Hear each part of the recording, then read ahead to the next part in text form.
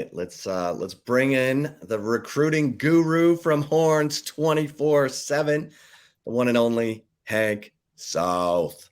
Hank, how you doing? Hey, I'm good, guys. How are y'all? Good, Hey, man. we're loving it, man. We're talking college football. We are talking recruiting right now. So, Hank, when last we spoke, things were falling perfectly for Texas. They go to Alabama, they get the big win. They had the big official, or not official, but they had the big visitor list for the Wyoming game. Um, Ryan Wingo. Give us the breakdown of the visitors who made it in for Wyoming. Yeah, I think it was overall a really good turnout. Ryan Wingo obviously was the marquee uncommitted name on campus, the five-star wide receiver from St. Louis. He made it in town on Friday night, left on Sunday morning. Along with him, bunch of commitments in town. It was a bye week for a lot of guys, so they were able to spend a good amount of time on campus. Just bonding, working on Ryan Wingo, and there was a lot of underclassmen too. Texas had, all three of its top 2025 wide receiver targets on campus. DeCorian Moore, the LSU commit, Andrew Marsh, the borderline five-star wide receiver. Taz Williams Jr. was on campus, and others. But obviously, the big name was Ryan Wingo. That's what everyone wanted to, or who everyone wanted to hear about coming off the weekend, and we were able to catch up with him on Sunday morning, and it sounds like it really impressed. He had a really good time. Everyone was kind of worried. The passing game, left a little to be desired on Saturday evening. So people were, how is that going to affect Ryan Wingo? But he also watched the Alabama game, and he sees the potential in Steve Sarkisian's offense. So I think it was a strong visit for him. But overall, a good showing. Night game, new light show. Recruits had a good time. A lot of positive feedback.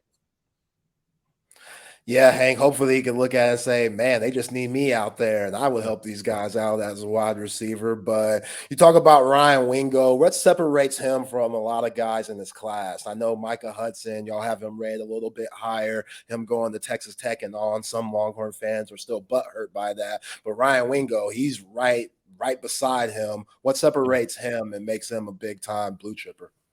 Yeah, I think, just looking at him, the size is there. He's about 6'2", 205, so he's built. He's a pretty sturdy kid. But that doesn't lack any speed. The size, he doesn't, that doesn't sacrifice any speed there. I think he's a 10-500 kid. So certainly has that breakaway speed.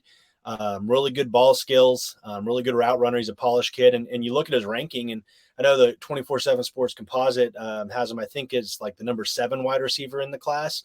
24/7 Sports ranks him number 2, and he's a top 10 prospect. So certainly, right up there in that Micah Hudson, caliber range in terms of, big time guys. He's essentially the one guy Texas is trying to add at the wide receiver position to go along with Parker Livingston and Freddie Dubose and even Aaron Hampton if he ends up playing wide receiver. There's still contact with Micah Hudson. I don't think he's going to flip from Tech, and unless there's a coaching change, which I don't think there's going to be a coaching change to Texas Tech. So Ryan Wingo is that guy, and I think that says a lot about how much how highly this staff thinks of him. So, Hank, any other kids who made it in for the Wyoming game who are uncommitted, who you feel like Texas maybe made some progress with? Yeah, I like I mentioned, those 3 wide receiver targets in 2025. They're guys we've been talking about for a while. And DeCorian Moore, he's not he is committed to LSU, but again, he's a junior in high school. He's still visiting Texas. He's still communicating with Chris Jackson, Steve Sarkisian, and Mike Roach posted a note on our on the flagship over at Horns 24/7 saying this isn't a recruitment that's over. He's going to take visits. He's going to still look around. Obviously, LSU played really well last weekend and kind of made up for their loss against Florida State. So it's probably helping them a little bit with him. But I think Texas is going to be right there. I think he's a guy that there's never really a can't miss guy, but he's pretty special talent. I think Texas is going to go all out to try to flip him from LSU. Another guy, Andrew Marsh. I think they have really helped themselves with him. He's right up there with the Corey Moore in terms of guys they want at the wide receiver position. This was his, I think, third visit, or maybe second or third visit this year. So, I think they helped with him as well. There was one visitor that was supposed to come. He ended up having some scheduling issues. There's something came up with his family. Solomon Williams, the edge rusher from Florida. He was actually going to take an official visit, had to cancel it kind of late Friday, couldn't, or, midday Friday, couldn't end up coming out, but I think he'll reschedule. So, had he gotten on campus, I think that would have been a big move for him as well. Hank, how big is Colin Simmons' influence? We know with Arch Manning brought a lot of guys with him to the 40 acres. And Colin Simmons, it seems like he's working kind of like how Arch did with his name and being a top 5 player in the nation out of Duncanville. A lot of guys are kind of following suit and saying, oh, man, we really like that guy. These guys see each other at camps, 7-on-7, etc. So they know one another like we haven't really seen in the past. What's Colin Simmons like influence on the rest of the nation trying to bring guys in to play for Steve Sarkisian? Yeah, I think he helps. I don't know if it's going to have like kind of the Arch effect. Obviously, quarterbacks maybe have a little bit more of effect in terms of those highly rated skill guys, or just guys they can attract because he's going to be throwing the ball to them, or he's going to be handing the ball off to them. But Colin Simmons, like you said, he's a name that everyone knows across the country. I'm not sure we'll see the full effect of his work. I know he said he was going to flip everybody once he committed to the school of choice prior to committing to Texas. We haven't seen any flips yet, but we're not really in flip season yet. I think come late November, early December, when guys really start having to make decisions, there's a bunch of guys out there, whether that be Wardell Mack, Corian Gibson, Ty Anthony Smith, if Texas tries to make a run at him, Miles Davis, the Texas A&M commit. There's guys out there, in-state guys that he can influence, but there might not be a more important guy than his teammate in Corian Moore. If he can just stay in his ear and try to get him to come with him next year, that could be just as significant. So I think we'll see definitely some impact. I think it helps. I think we're going to start to see a little bit more recruiting momentum here in the next few days, or later this week. There's a big announcement coming up. But I think the full impact maybe we might not see until later closer to early signing day. Hank, what'd you make of the Longhorns game against Wyoming, and your thoughts heading into Big 12 play? Yeah, the day, like, I feel like college football Saturday is kind of trend, and earlier in the day we saw teams get off to slow starts and games a little bit more competitive than maybe what they should have been across the country. We saw Florida State kind of struggle with Boston College. We saw Georgia was struggling with South Carolina. So I think it to be expected a little bit in terms of maybe a sluggish start. I wasn't anticipating Texas being tied with Missouri or with Wyoming going into the fourth quarter. But a lot of it was just, correctable mistakes. Quinn on some of those, he wasn't hit his open receivers. I think Wyoming's a pretty good team. We saw them beat Texas Tech. Texas has not played a simple schedule in this non-conference. We've seen Rice beat Houston now, and then they blew out I forgot who they played this past weekend, but pretty challenging non-conference schedule, and coming off an emotional high like beating Alabama, I think is to be expected. A little bit sluggish, and we saw them, of course, pull away. It could have easily been 38-10 had Jaden Blue not fumbled the ball. So I think this was a very impressive run. They got the W. That's all that's important. We're not going to be talking about the Wyoming game here in a month. They won by double digits. So I think they did what they needed to do. Obviously, some stuff they can work on, but it's good not to be a finished product right now. You want to keep getting better week after week. You don't want to reach your ceiling, after week 3. So entering Big 12 play, you look at this schedule, and it's Texas's for the taking. Oklahoma's obviously, I think, better than maybe what we anticipated entering the season. That'll be a challenge. BYU's looked really good against Arkansas. They're undefeated. Kansas will be a challenge, Kansas State. But, Texas is going to be favored in every one of these games. So, if they can keep taking it week by week and, just keep getting better, I think they're going to have a really successful season. Yeah. Well, Hank, any thoughts on the Baylor Bears? last year they had that. They probably should have beaten TCU. They led Texas in the fourth quarter, but they finished, 6-7, and now they get beat by Texas State. They played really well against Utah, which had a backup quarterback, but then Sawyer Robertson throws 2 late picks, and Utah comes back from a 10-point deficit and wins. Any thoughts on the Baylor Bears?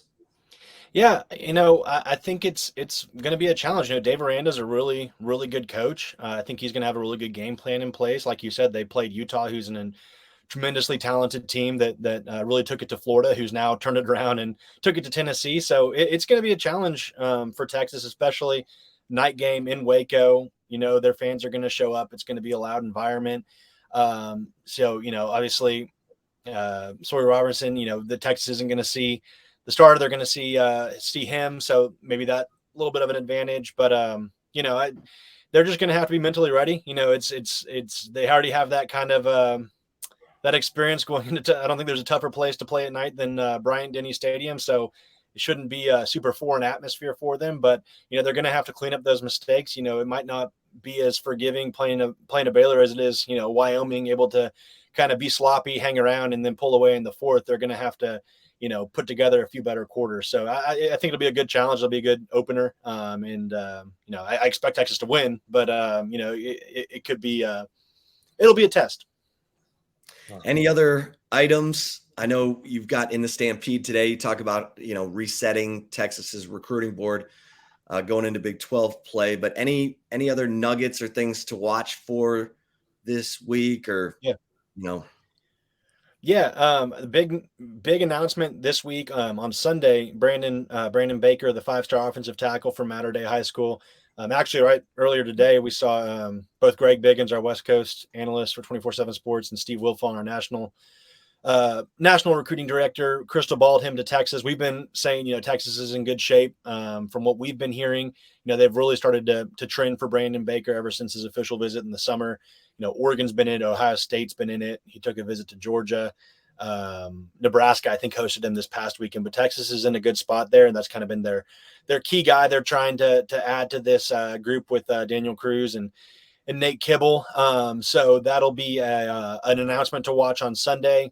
Other announcements coming up, Danny Okoye is announcing, I believe, tomorrow. I think he's going to go to Oklahoma. So, probably safe not to tune into that if you're a Texas fan. And then going forward, we'll see. I think it'll be another big visitors weekend for Kansas. There's one guy we're keeping an eye on. Is Brandon Baker's teammate, actually, DeAndre Carter, who's committed to Auburn, high 4-star guard or interior offensive lineman.